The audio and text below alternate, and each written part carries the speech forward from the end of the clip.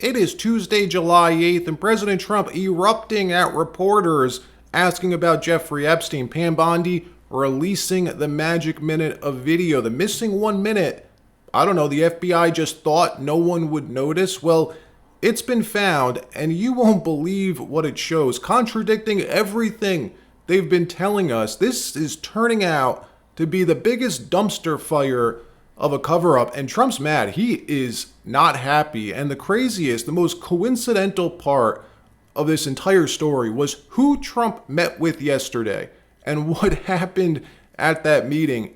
It's wild. But before we get started, thank you for liking and sharing these videos. It really helps out the channel, and consider subscribing so you don't miss these regular updates. I'll speak for myself.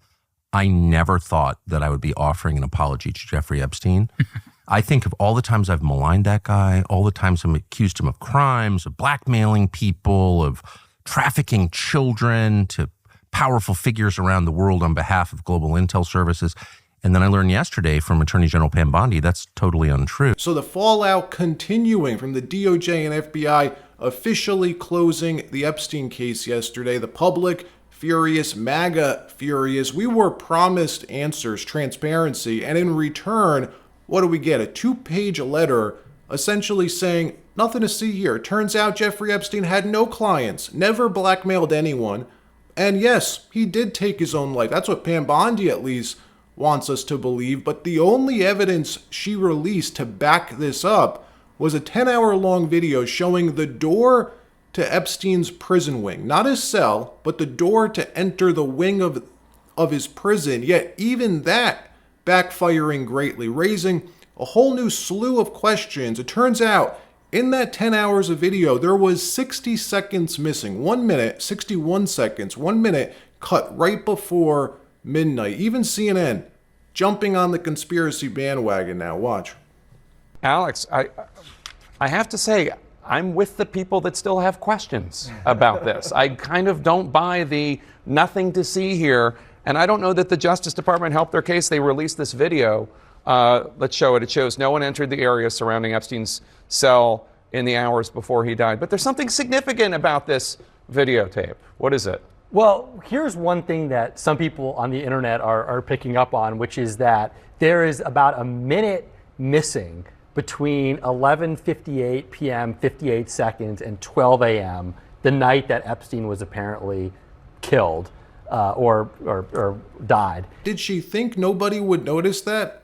This is either turning into the worst possible cover-up imaginable, or Pam Bondi really botched the closure of this case. One of the most important cases, mind you, to try and regain the public's trust. And the president knows it, and he is not happy, really upset. Watch. Sure. Your memo and release yesterday on Jeffrey Epstein, it left some lingering mysteries. One of the biggest ones is whether he ever worked for a American or foreign intelligence agency. The former labor secretary who was Miami U.S. Attorney Alex Acosta, he allegedly said that he did work for an intelligence agency. So could you resolve whether or not he did? And also, could you say why there was a minute missing from the jailhouse tape on the night of his death? Yeah, sure. Hey, Pam, could I just are you still talking about Jeffrey Epstein? This guy's been talked about for years. You're asking, we have Texas, we have this, we have all of the things. And are people still talking about this guy, this creep? That is unbelievable. Do you want to waste the time, and do you feel like answering? I don't mind answering. I mean, I can't believe you're asking a question on Epstein at a time like this, where we're having some of the greatest success and also tragedy with what happened in Texas. It just seems like a desecration, but you go ahead. Sure. First, to back up on that, in February, I did an interview on Fox, and it's been getting a lot of attention because I said, I was asked a question about the client list, and my response was, it's sitting on my desk to be reviewed, meaning the file along with the JFK, MLK files as well. That's what I meant by that. Also, to the tens of thousands of video, they turned out to be child porn downloaded by that disgusting Jeffrey Epstein. Child porn is what they were. Never going to be released, never going to see the light of day. To him being an agent, I have no knowledge about that. We can get back to you on that. And the minute missing from the video, we released the video showing definitively the video was not conclusive, but the evidence prior to it was showing he committed suicide. And what was on that, there was a minute that was off the counter. And what we learned from Bureau of Prisons was every year, every night, they redo that video. It's old, from like 1999. So every night the video is reset, and every night should have the same minute missing. So we're looking for that video to release that as well, showing that a minute is missing every night. And that's it on Epstein. Yeah, that is the dumbest answer. The video system always cuts out around a minute of its recording feed, yet they can just go back and find it. Well, they found the missing magic minute of video. And yeah, I hope you're sitting down, because the missing minute that just randomly got cut from the feed that Pam Bondi says, yeah, that happens every 24 hours. That 1 minute happened to show someone did enter the door, did walk through the door to Epstein's prison wing, refuting everything that Kash, Dan, and Pam have been saying for weeks now, that nobody entered. It's definitive proof that he had to have done it himself. Watch. Yeah, unbelievable. The guy just walks right in. This happens to be the 1 minute of video that got cut from the feed, not to mention the garbage can glitch. Look, this is the worst cover-up imaginable, and at this point, I don't even know if Pam's covering up the Epstein stuff itself or just covering up her failure to manage the closure of this case. I mean, what we just saw, the missing minute of video, then finding it and it proving Kash, Dan, and Pam as lying. I don't want to be saying this. I like Kash. I like all three of them. But what in the world are you doing? You told us the video proves nobody entered the cell, proves without a shadow of a doubt. Well, in fact, someone does enter. And instead of just saying that, you cut the 61 seconds of video. You could have just said, yeah, someone walks in the wing of the prison around midnight.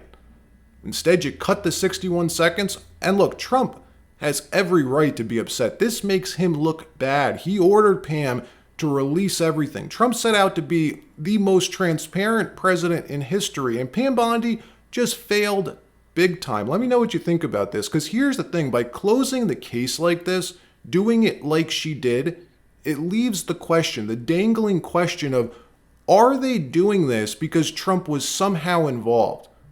Do I believe he was? No, I'm like 99.9% sure Trump has nothing to do with Epstein, but others do. And it allows that question to permeate in the ether. Even on Tucker Carlson's show this morning, he's asking the question. Watch. I think this, for a bunch of reasons, it's so obvious. It is salacious. People have followed it for years. The president promised to reveal the truth about this. Pam Bondi, as you said, went on television, said we have the truth and we're going to give it to you. Yes. I think this is a big deal. It's a really big deal. It's bigger. So. I hope so too, actually. So let's just assess this logically. They're covering up, the DOJ, the current DOJ under Pam Bondi is covering up crimes. Very serious crimes by their own description. Why are they doing that? Yeah. So there are really only two potential explanations that I can think of. Maybe you've got another.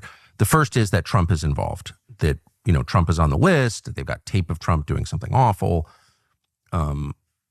I don't believe that for two reasons. One, I've talked to Trump about it a lot, and I know him. He's not that, for whatever his sins, I don't think he's that guy, actually. I don't think he likes creepy sex stuff. That's just my view. But more, I think, convincing is that this is all information that the Biden administration had.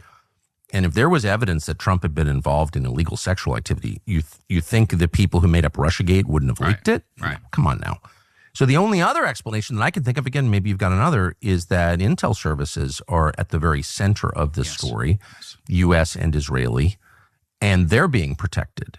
I think that seems like the That's most the plausible. most obvious. They have a history of this. There have been multiple documented cases. Now, the Israeli point's interesting. We've all heard the rumors for years. We heard the rumor about Robert Maxwell having ties to Mossad, but the craziest part about this, which I haven't heard anyone mention yet, is the fact that Benjamin Netanyahu just so happened to be at the White House yesterday. He happens to be at the White House visiting Trump the same day Pam Bondi closes the case like this, in the hours after she closes it. Also, at that meeting yesterday, Netanyahu surprises Trump with a gift. Watch.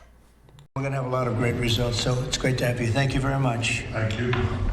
I want to express the appreciation and admiration not only of all Israelis, but of the Jewish people and many, many admirers around the world for your leadership of the free world, your leadership of a just cause,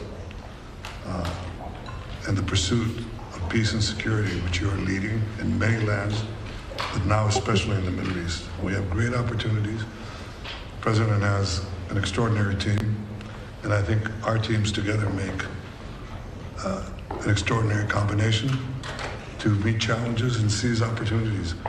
But the President has already realized great opportunities. He forged the Abraham Accords. He's forging peace as we speak in one country and one region after the other. So I want to present to you, Mr. President, the letter I sent to the Nobel Prize Committee. It's nominating you for the Peace Prize, which is well deserved, and you should get it. Thank you very much. This I didn't know. Wow. Thank you very much. Thank you. Coming from you in particular, this is very meaningful. Thank you very much, Bibi. Thank you. Thank you for everything you're doing. Thank you. It's a great honor. It's all too murky, way, way too murky. And just know, there are never any coincidences in DC. It's called the swamp for a reason. Whole thing's very bizarre and very unfortunate. The gold standard of disclosure was Tulsi Gabbard. The way Tulsi released the JFK files last month with almost no redaction, she just put everything out. That's what I was expecting, hoping with this. And Pam Bondi instead releasing nothing but 2 pages, a 2-page document, essentially exonerating the guy. Let me know what you think. All right, that wraps up this episode. Like, subscribe. We'll see you next time.